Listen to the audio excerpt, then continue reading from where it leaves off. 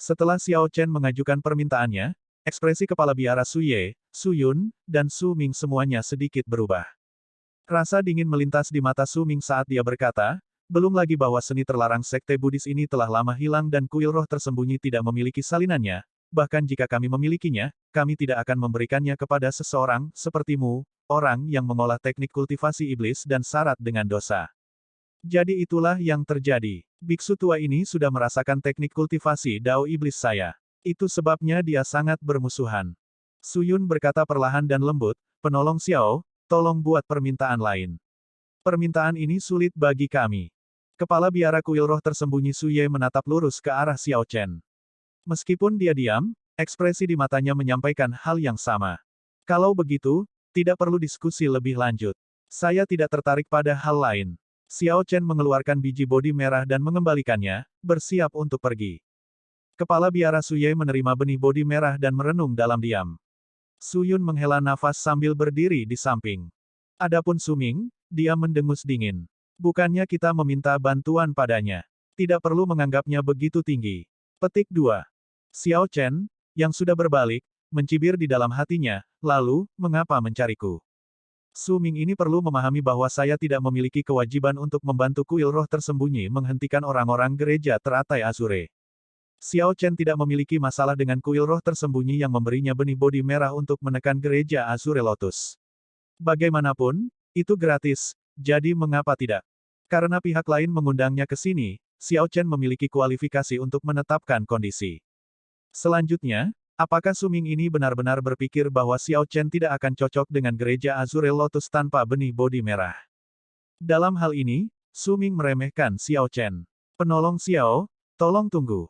Sama seperti Xiao Chen hendak meninggalkan istana awan kosong, kepala biara Su Ye bergegas sambil memegang biji bodi merah. Item ini adalah hadiah dari kuilku. Benefaktor Xiao menebang Black Lotus Sect Venerate dan membantu Yan Chen kecil merekonstruksi tubuh fisiknya.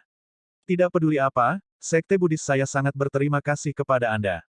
Pertimbangkan item ini, terima kasih kami atas rahmat Anda. Petik 2. Su Ye menyerahkan benih bodi merah itu kembali ke Xiao Chen. Xiao Chen tidak berdiri pada upacara, dengan hati-hati menyingkirkan benih bodi merah. Pada saat yang sama, dia mengeluarkan surat emas sekte Buddha dan menyerahkannya. Penolong Xiao, apa maksudmu dengan ini? Yang mulia Su Yun bertanya saat menerima surat emas. Xiao Chen menjelaskan dengan lembut, senior Su Ming tampaknya memiliki pendapat buruk tentang junior ini. Saya tidak yakin apakah saya layak menerima hadiah ini dan tidak berani sombong. Oleh karena itu, item untuk item. Petik 2. Xiao Chen masih sangat menghormati Yang Mulia Su Yun dan Kepala Biara Su Ye. Namun, permusuhan Su Ming yang tidak masuk akal membuatnya tidak nyaman, seolah-olah dia dengan sengaja memanfaatkan kuil roh tersembunyi. Abot Su Ye, tidak perlu terlalu memikirkan ini. Saya memiliki dendam kematian dengan pangeran pertama. Bahkan jika gereja Azure Lotus melindunginya, aku tidak punya alasan untuk tidak membunuhnya. Jadi, bahkan tanpa permintaan kuil terhormat Anda, saya masih akan menghentikan kelompok orang ini untuk mendapatkan sayap waktu. Xiao Chen berhenti sejenak sebelum berkata dengan lembut, adapun kekuatanku. Ledakan. Tubuh Xiao Chen tiba-tiba mengeluarkan cahaya biru, dadanya menjadi transparan. Kristal, transparan, gemerlap, dan mempesona. Saya memiliki hati yang abadi. Ketika hati abadi saya dibersihkan dan bunga mekar, itu menerangi 3 kehidupan. Bunga teratai biru mekar dengan anggun di bawah kaki Xiao Chen. Jubah putihnya tampak murni dan bersih. Dengan pikiran, dia mengeksekusi bunga 3 kehidupan teknik pedang pelanggaran pantang Mahamaya. Saat dia berdiri di atas bunga teratai, dia tampak seperti dunia yang terpisah, terlihat sangat dalam. Orang lain tidak bisa merasakan niat pedang dalam gerakan pedang ini. Itu sudah mencapai ketinggian yang luar biasa, dan niat pedangnya tidak berbentuk namun dengan bentuk. Tak berbentuk berarti tidak bisa dirasakan atau dirasakan. Memiliki bentuk berarti keadaannya dibentuk sepenuhnya oleh niat pedang. Ekspresi ketiga biksu berubah kaget. Tampilan Xiao Chen tidak terlihat seperti kekuatan kaisar berdaulat kesempurnaan kecil. Tiba-tiba, keadaan berubah. Sosok Xiao Chen, yang berada di atas bunga teratai biru, berputar, menjerumuskan seluruh dunia ke dalam kegelapan. Niat membunuh sedingin es yang dibentuk oleh Buddha Might melonjak ke awan, tampaknya bergabung dengan Dao Surgawi. Langit retak, dan mata yang diciptakan oleh niat membunuh surgawi Dao terbuka perlahan. Mata surga, Su Yun berseru, Ini adalah pembunuhan tanpa ampun dari teknik pedang pelanggaran pantang Mahamaya. Jika surga memiliki perasaan, ia akan menua. Dao surgawi tanpa emosi, dan niat membunuh dao surgawi adalah yang paling padat. Jika seseorang hanya melihat sekilas ke surga, dia pasti akan mati. Petik 2. The Heavenly Dao adalah yang paling tanpa emosi. Mengenai pembunuhan, siapa yang bisa dibandingkan dengan surga? Ketika surga membuka matanya, siapapun yang bertemu dengan pandangannya akan mati. Jika surga ingin membunuh, siapa yang berani menolaknya?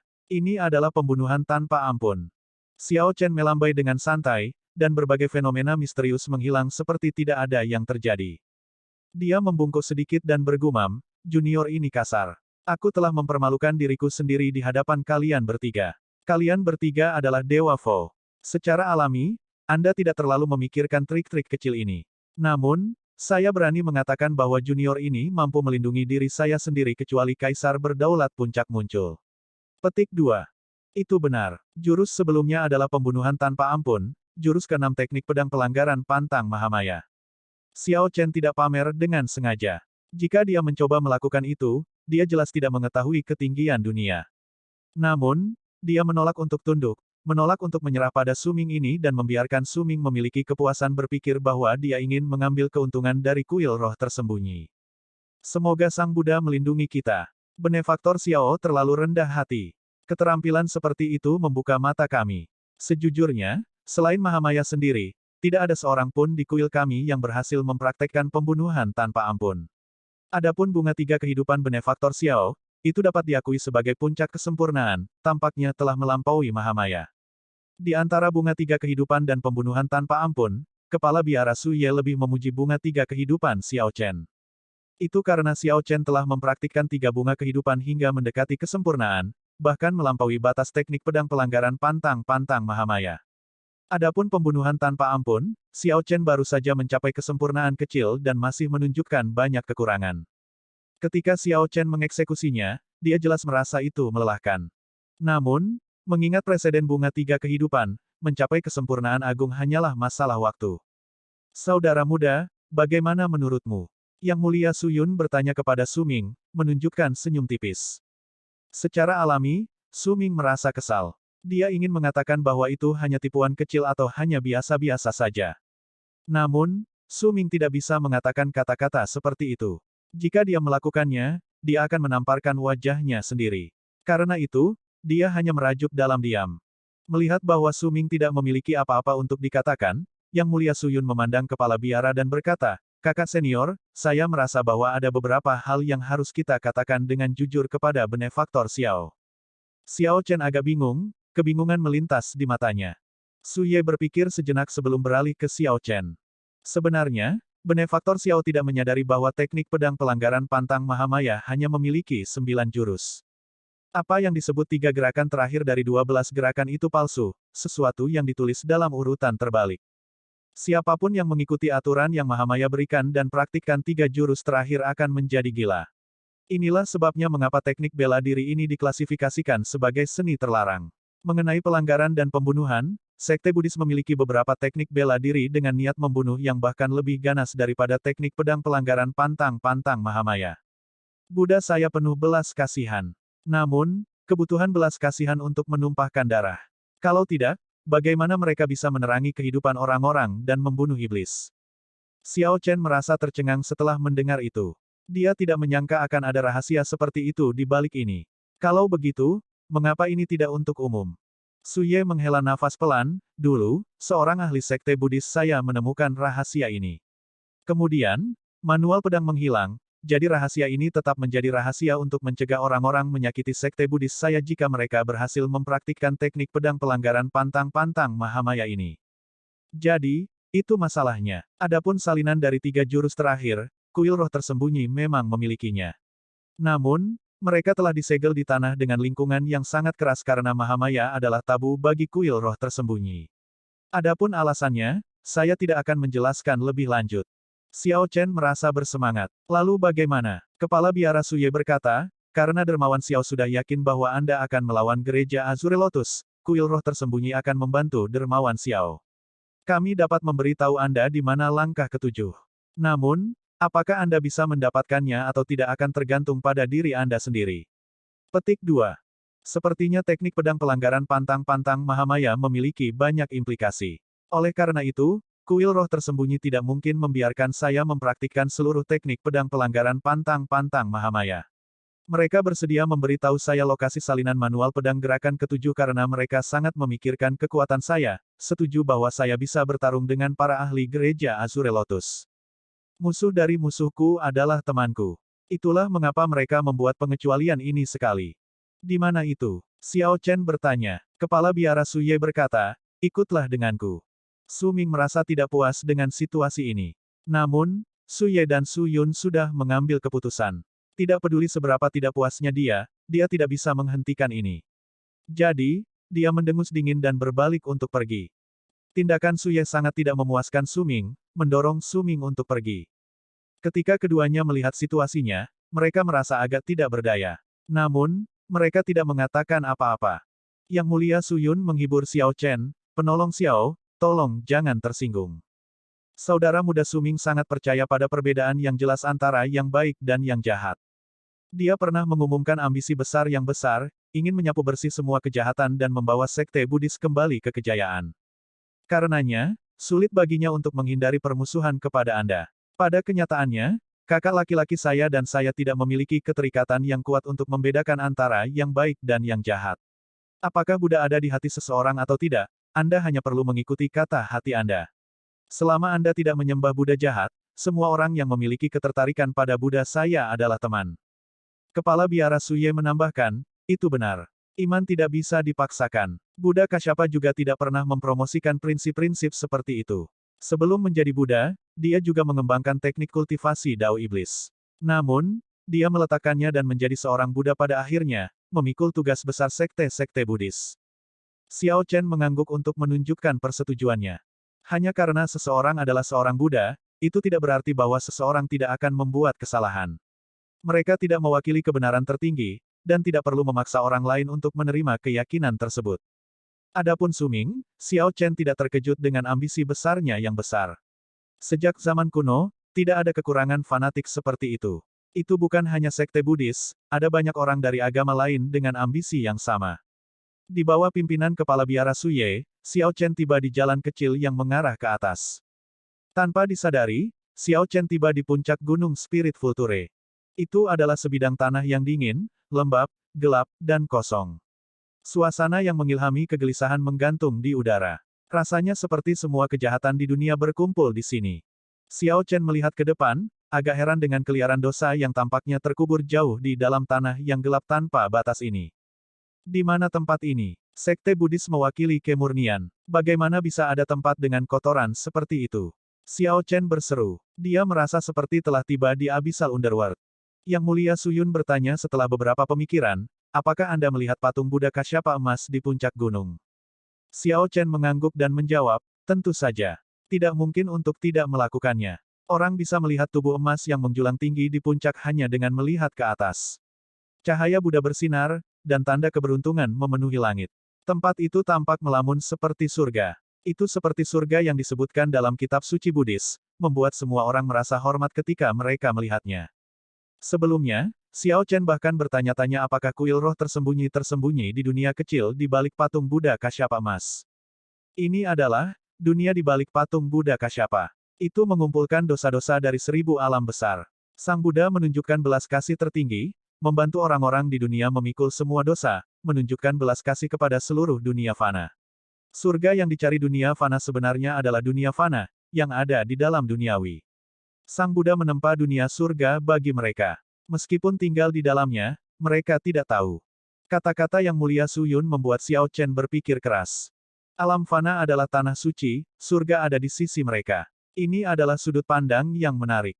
Namun, sekte Buddha tidak menyebarkan informasi ini. Atau mungkin, orang-orang dari dunia fana tidak mau melihat kenyataan ini. Mereka tidak membutuhkan surga, yang mereka inginkan hanyalah fantasi. Xiao Chen tidak terlalu mendalami prinsip ini. Dia merenung dengan santai saat dia melihat ke tanah kosong yang gelap di depannya. Itu tampak seperti dataran sepi tanpa batas di mana bahkan rumput pun tidak bisa tumbuh. Bau busuk dan busuk menggantung di udara. Binatang buas yang sangat ganas dan ganas hidup di dataran tandus ini. Banyak dari mereka bahkan masih mempertahankan aura Grid Desolate Aeon Savagebis. Bahkan lebih jauh lagi ada 7 puncak hitam yang nyaris tidak terlihat di batas penglihatan Xiao Chen. Selain dari binatang buas ini, dia bisa melihat beberapa murid kuil roh tersembunyi berlatih. Mereka datang untuk membunuh Savagebis, melunakkan hati Buddhis mereka, atau melatih keterampilan mereka. Sepertinya tempat ini bukan rahasia bagi para murid kuil roh tersembunyi. Apakah kamu melihat 7 puncak hitam itu? Panduan pedang untuk jurus ketujuh teknik pedang pelanggaran pantang-pantang Mahamaya ada di puncak hitam itu. Puncak hitam adalah tanah terlarang Sekte Buddha. Anda hanya punya waktu setengah bulan. Jika benefaktor Xiao masih tidak dapat menemukan manual pedang, maka Anda hanya bisa pergi tanpanya. Petik 2. Xiao Chen melihat ke arah gunung yang ditunjukkan oleh Yang Mulia Suyun. Itu adalah puncak ketiga dari kiri. Karena terlalu jauh, dia tidak bisa melihat sesuatu yang aneh darinya. Saya mengerti. Senior, terima kasih telah memberi saya kesempatan ini. Tidak peduli apa, saya harus mencobanya. Petik 2. Meskipun Xiao Chen tahu bahwa kuil roh tersembunyi tidak akan memberinya manual pedang untuk 2 gerakan terakhir, dia masih akan menghargai kesempatan ini untuk mendapatkan manual pedang gerakan ketujuh.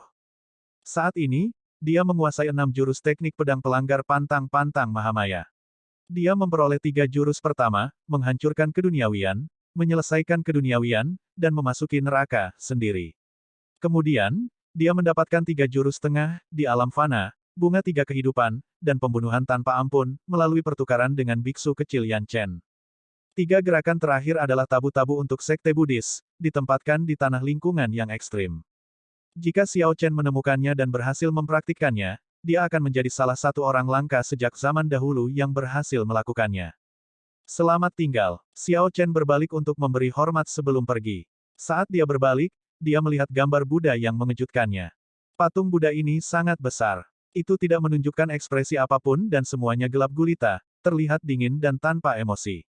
Itu mengeluarkan kekuatan dan tekanan yang kuat, tidak merasa damai atau penyayang. Namun, itu masih tampak tegas dan bermartabat, terasa agak aneh. Xiao Chen memasuki pemikiran yang mendalam. Ini seharusnya patung Buddha Kasyapa emas. Namun, semua orang hanya melihat bagian depannya, sisi emasnya yang berkilauan yang menunjukkan senyuman di tengah tanda keberuntungan. Jadi yang mana diri yang sebenarnya? Atau mungkin, keduanya adalah dirinya yang sebenarnya. Mengingat itu, saya bisa mengerti mengapa sekte seperti Gereja Teratai Azure dan Gereja Teratai Hitam memisahkan diri dari sekte Buddha Ortodoks. Xiao Chen menggelengkan kepalanya, menepis pikiran itu. Kemudian, dia berbalik dan melanjutkan perjalanannya. Pada saat yang sama, Su Ming menunjukkan ekspresi yang sangat tidak sedap dipandang di kuil roh tersembunyi. Dia merasa sangat tidak puas dengan keputusan kepala biara kakak laki-lakinya. Yuan Zhen duduk diam di sisi kiri, mendengarkan ocehan marah Su Ming. Tuan, tidak perlu terlalu khawatir. Bahkan jika dia pergi ke dunia gelap, dia mungkin tidak bisa menyeberangi lautan itu. Bahkan jika dia menyeberangi laut itu, dia mungkin tidak bisa naik ke puncak hitam. Akan lebih sulit baginya untuk menemukan manual pedang, kata Yuan Zhen lembut setelah lama terdiam. Siming menggelengkan kepalanya dan berkata, kita tidak bisa meremehkan orang ini. Sebelumnya, aku terlalu meremehkannya. Sekarang saya harus mengakui bahwa kekuatannya menakutkan. Bahkan jika kami membuka segelmu, kamu mungkin tidak bisa menekannya sepenuhnya. Yuan Zhen mengangguk. Tuan benar. Su Ming berkata dengan serius, saya tidak marah karena memberinya manual pedang.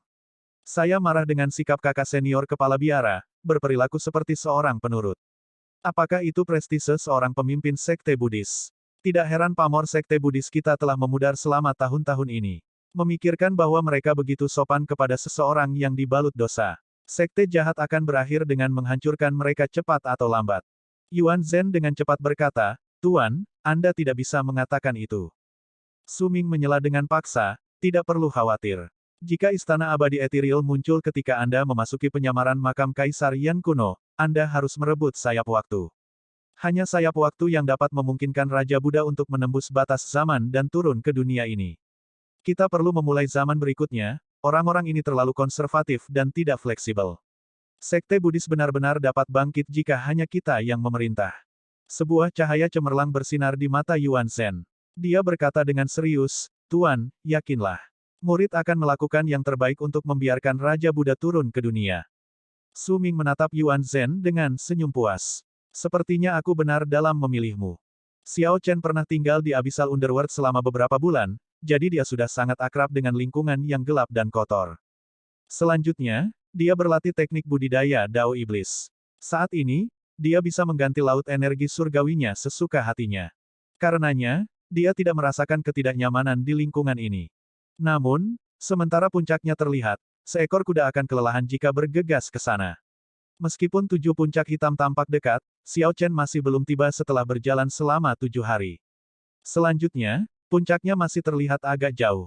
Perjalanan itu tidak sulit. Namun, binatang buas yang Xiao Chen sesekali bertemu membuatnya sakit kepala.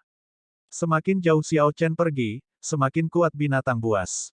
Sementara itu, Xiao Chen bertemu dengan beberapa murid kuil roh tersembunyi.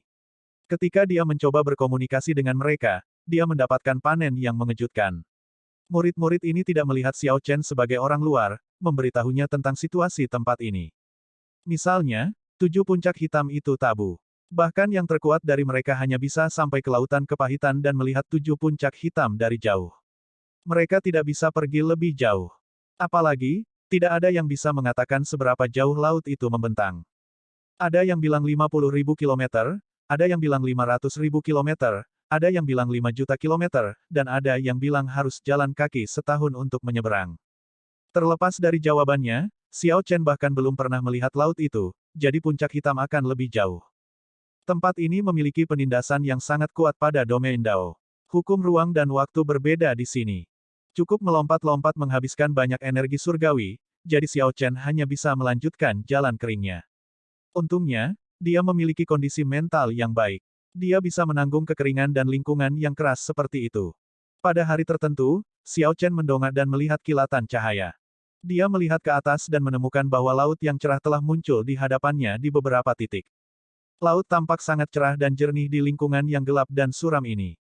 Yang dibutuhkan hanyalah satu pencarian untuk menemukannya. Xiao Chen bersukacita di dalam hatinya, dan langkahnya meningkat secara signifikan.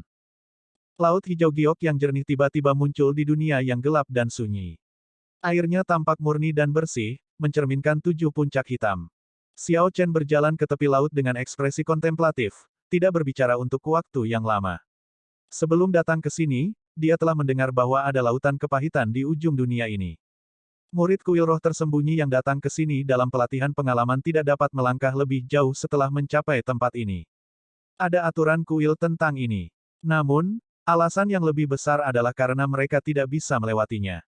Laut ini dikenal sebagai lautan kepahitan. Seperti yang dikatakan umat Buddha, lautan kepahitan tidak ada habisnya. Karena tidak ada habisnya, seseorang tidak dapat melewatinya. 7 kepahitan di dunia ini adalah kehidupan, usia, penyakit, kematian, kebencian, berpisah dari orang yang dicintai, dan keinginan yang ditolak. Laut ini mengumpulkan kepahitan yang tak berujung, membuatnya tak terbatas dan tidak pernah berakhir. Xiao Chen pernah menghadapi lautan kepahitan di alam Kunlun. Ada bodhisattva Siti Garba tanpa kepala di lautan kepahitan. Ada juga cahaya pedang yang ditinggalkan Kaisar Azure dan roh-roh jahat yang tak terhitung jumlahnya dan hantu-hantu jahat menangis kesakitan di dalam lautan kepahitan. Dengan demikian, Xiao Chen tidak asing dengan lautan kepahitan. Namun, lautan kepahitan ini berbeda dari lautan kepahitan alam Kunlun. Pertama, tidak ada Siti Garba Bodhisattva atau roh-roh jahat tak terbatas yang terperangkap di dalamnya. Kedua, lautan kepahitan ini jernih dan murni, mencerminkan 7 puncak hitam. Xiao Chen mengangkat alisnya sedikit saat dia melihat puncak hitam ketiga dari kiri di pantai seberang lautan kepahitan. Itu adalah tujuannya. Manual pedang dari jurus ketujuh teknik pedang pelanggaran pantang-pantang Mahamaya disembunyikan di sana. Su Ye memberi Xiao Chen setengah bulan. Sekarang, 13 hari telah berlalu. Dia hanya punya waktu 2 hari lagi. Jika dia tertunda di lautan kepahitan ini, tidak mungkin baginya untuk mendapatkan manual pedang. Oleh karena itu, dia tidak bisa memasuki lautan kepahitan ini tanpa sepenuhnya percaya diri. Xiao Chen membungkuk dan mengambil air. Kemudian, laut yang jernih menyelinap melalui jari-jarinya, menetes ke bawah. Setiap tetes air menunjukkan sosok Xiao Chen terbalik yang terperangkap di dalamnya. Aneh. Apakah ini benar-benar lautan kepahitan? Xiao Chen merasa ragu. Meskipun banyak murid kuil roh tersembunyi mengatakan bahwa ini adalah lautan kepahitan, dia yang telah melihat lautan kepahitan yang sebenarnya sebelumnya, merasa ragu dan memohon untuk berbeda dalam hal ini. Suara mendesing. Xiao Chen mengirimkan kilatan cahaya pedang dengan jentikan jarinya. Cahaya pedang menempel di dekat permukaan air karena terus terbang ke depan. Itu menendang percikan kemanapun ia lewat, tanpa henti terbang ke depan. Lebih jauh, dan lebih jauh, dan lebih jauh. Cahaya pedang selalu tetap dalam visi Xiao Chen, tidak bisa terbang keluar dari laut. Menarik. Xiao Chen membelai dagunya, memasuki pemikiran yang dalam. Kemudian, ia menguji beberapa metode lain tetapi tidak berhasil. Su Yun dan Su Ye diam-diam mengamati Xiao Chen dari bawah patung Buddha Kasyapa emas di puncak Gunung Hering Roh. Mereka berdua menunjukkan senyum tipis. Sepertinya dia tidak bisa menyeberangi laut. Jika dia tidak bisa melewatinya, maka dia tidak bisa menyalahkan kita karena tidak memberinya kesempatan. Keduanya memiliki sikap yang relatif terbuka dan santai terhadap apakah Xiao Chen bisa mendapatkan manual pedang atau tidak. Jika Xiao Chen bisa mendapatkan manual pedang, dia akan tumbuh lebih kuat. Pada saat itu, dia akan memiliki peluang yang lebih baik untuk menekan gereja Azure Lotus di makam Kaisar Yan kuno. Jika Xiao Chen tidak dapat menemukan salinan manual pedang, itu tidak akan menyebar dari Sekte Buddha. Bagi kuil roh tersembunyi, ada keuntungannya. Sayangnya, Su Ming tidak bisa memikirkan ini. Saat keduanya menyimpulkan bahwa Xiao Chen tidak bisa menyeberangi laut ini, dia mengambil langkah dan dengan tenang berjalan. Aneh, dia mengetahuinya. Tidak mungkin secepat itu, kan? Su Yun dan Su Ye menunjukkan keterkejutan, merasa agak terkejut. Mungkinkah Xiao Chen akan menjadi orang pertama dalam beberapa milenium terakhir yang naik ke puncak hitam? Xiao Chen berjalan ke tengah laut dengan ekspresi tenang, bergerak selangkah demi selangkah. Sepanjang jalan, perasaan pahit muncul di hatinya. Kepahitan yang dia rasakan dalam beberapa tahun terakhir memenuhi pikirannya. Ini terutama terjadi pada sosok Liu Ruyue, bergerak seperti hantu. Dia tidak bisa mendapatkan apa yang dia inginkan, rasa sakit berpisah dari orang yang dicintainya tak terlukiskan. Rasa sakit yang hebat membuat pikiran seseorang hampir runtuh. Tidak heran tidak ada yang bisa melewatinya. Seseorang harus menanggung kepahitan yang dapat menyebabkan seseorang hancur di setiap langkah. Siapapun akan memilih untuk kembali. Pantai ada di sana jika seseorang berbalik. Namun, pantai ini bukanlah pantai di sisi lain, itu adalah titik awalnya. Xiao Chen melihat ke bawah. Air laut masih terlihat jernih dan bersih, mencerminkan 7 puncak hitam. Semuanya tampak normal. Namun, bayangan Xiao Chen tidak muncul di air. Ini membuat Xiao Chen memikirkan sosok terbalik yang terperangkap di tetesan air dari sebelumnya. Pada saat itu, setiap tetesan air memiliki sosok terbalik di dalamnya. Namun, bayangannya tidak terlihat di seluruh laut. Kemudian, Xiao Chen berpikir tentang bagaimana banyak murid kuil roh tersembunyi mengutip jarak yang berbeda untuk lautan kepahitan. Xiao Chen sudah mengerti. Ini bukan lautan kepahitan tapi lautan yang ada di hati setiap orang. Ini adalah lautan yang terbuat dari semua kepahitan di hati seseorang. Untuk mencapai puncak hitam, seseorang harus bisa keluar dari lautan kepahitannya sendiri. Itu akan menjelaskan mengapa setiap tetesan air memiliki bayangan Xiao Chen yang terperangkap di dalamnya namun seluruh lautan tidak. Ini karena laut adalah dirinya sendiri. Bagaimana itu bisa mencerminkan dirinya? Mereka yang tidak dapat menyeberang tidak dapat memahami hal ini. Mereka tidak tahu bahwa mereka terjebak dalam ilusi, terperangkap di dalam lautan kepahitan di hati mereka. Sekarang Xiao Chen tahu ini, akan mudah untuk menyeberang. Adapun cara memecahkan ini, Xiao Chen harus menutup matanya dan memeriksa hatinya. Ketika dia melihat laut di dalam hatinya, dia secara alami bisa menyeberanginya. Xiao Chen tidak berada dalam lautan kepahitan fisik. Itu hanya ilusi, menjebaknya di lautan kepahitan di dalam hatinya. Suara mendesing. Ketika Xiao Chen membuka matanya, dia mendapati dirinya sudah berada di kaki puncak hitam. Dia melihat ke belakang dan melihat patung Buddha yang tidak jelas dan tanpa ekspresi di kejauhan. Xiao Chen tersenyum tipis, tahu bahwa dia telah menyeberangi lautan kepahitan. Sekarang, dia mengukur sekelilingnya lagi. Setelah memverifikasi bahwa dia berada di kaki puncak hitam ketiga dari kiri, dia santai. Bunga-bunga bermekaran di kaki gunung. Memikirkan bahwa bunga-bunga langka dan indah seperti itu tumbuh di tanah dosa ini. Ini adalah bunga roh darah. Xiao Chen merasa sedikit terpana. Dia pernah melihat bunga ini sebelumnya. Bunga roh darah mengandung sifat iblis murni, makanan yang bagus untuk pembudidaya dao iblis. Itu tidak penting. Yang paling penting adalah bunga roh darah ini mekar dengan sangat indah. Bunga roh darah ini telah ada setidaknya selama 10.000 tahun. Ketika Xiao Chen melihat sekeliling, dia melihat bahwa tanaman serupa ada di mana-mana di sekitar puncak hitam. Bunga roh darah di kaki gunung hanyalah keberadaan rata-rata di sini. Gunung yang sangat berharga. Xiao Chen bergumam pada dirinya sendiri, sangat bersukacita. Karena dia berkultivasi ganda dengan benar dan jahat, dia dapat dengan bebas mengubah energi surgawinya. Baik itu energi spiritual, energi surgawi atau energi surgawi ki iblis, tidak ada perbedaan baginya. Harta karun alami yang dihindari oleh para biksu kuil roh tersembunyi dengan segala cara adalah harta tertinggi bagi Xiao Chen. Kejutan menyenangkan yang lebih besar adalah bahwa tidak ada yang datang untuk waktu yang sangat lama. Bahkan jika seseorang melakukannya, mereka tidak menyentuh bunga iblis atau buah iblis ini. Xiao Chen melihat sekeliling sekelompok bunga roh darah dan mengarahkan pandangannya pada buah roh darah. Bunga roh darah sangat langka. Namun, bahkan lebih jarang bagi mereka untuk berbuah. Tidak mudah untuk mendapatkan buah roh darah. Hari ini, Xiao Chen melihat buah roh darah dengan sapuan santai di sekelilingnya. Dia tidak repot-repot memetik bunga roh darah berusia 10.000 tahun yang dianggap oleh para pembudidaya dao iblis lainnya sebagai harta tertinggi. Dia hanya mengambil buah roh darah ini. Setelah memetik buah roh darah, Xiao Chen merenung sejenak sebelum memakannya. Kemudian, dia duduk bersila dan dengan cepat mengedarkan seni menelan surga awan iblisnya. Ki iblis yang diubah menjadi buah roh darah mengalir tanpa henti ke laut energi surgawinya seperti sungai yang mengalir deras. Setelah 15 menit, Xiao Chen benar-benar menyempurnakan energi obat dari buah roh darah. Dia membuka matanya, dan cahaya spiritual bersinar di dalamnya. Buah roh darah ini setidaknya berumur 10.000 tahun. Dengan ini, kultivasinya meningkat 10%. Xiao Chen sudah menjadi kaisar berdaulat dua Vena. Namun, kultivasinya meningkat 10% dalam 15 menit. Seberapa mengerikan ini? Namun, ketika dia melihat bunga iblis dan buah iblis tumbuh di seluruh puncak, dia merasa bahwa peningkatan seperti itu tidak seberapa. Jika dia menyerap semuanya, dia bisa maju dengan cepat ke 3 Vein Sovereign Emperor. Bahkan jika saya tidak menemukan manual pedang di perjalanan ini, saya sudah mendapatkan banyak. Xiao Chen berdiri dengan senyum tipis. Tanaman iblis di puncak hitam ini adalah kejutan yang sangat menyenangkan. Yang Mulia Suyun dan Kepala Biara Suye mungkin tidak memikirkan hal ini. Xiao Chen berpikir dalam hati, aku tidak punya banyak waktu lagi. Saya hanya bisa menyerap yang paling berharga dari bunga iblis dan buah iblis ini. Saya tidak perlu repot dengan apapun yang berusia di bawah 10.000 tahun dan membuang waktu.